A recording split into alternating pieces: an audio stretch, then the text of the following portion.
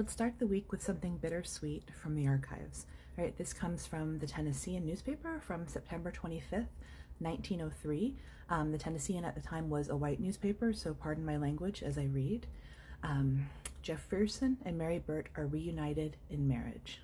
Special dispatch to the American, Shelbyville, Tennessee, September 24. A somewhat romantic marriage occurred in colored circles last night. The facts about it are these.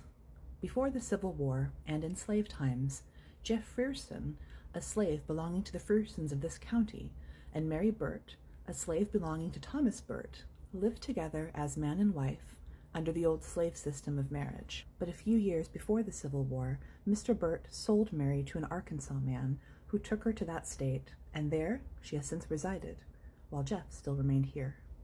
A few days ago, however, Mary returned here on a visit to some of her relatives. Soon after her arrival, she happened to meet Jeff, her one-time husband, whom she thought was long since dead. At this meeting, the old love was soon revived, and the two were reunited by legally constituted marriage bonds last night, Dr. Stevens of the Methodist Episcopal Church officiating. Both have hosts of friends among white people who are glad to see them reunited after a separation of 44 years. So I came across this while doing research for my book, and as with most sources that were written by white people about black people, there's just a lot we're never going to know about Jeff and Mary.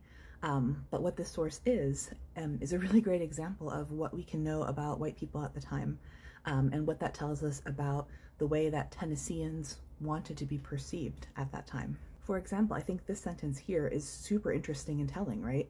Both have hosts of friends among the white people who are glad to see them reunited after separation of 44 years. To me, this is also an example of how Tennesseans and all Americans were really good at glossing over the horrors of slavery in order to kind of point out how far they have come, right?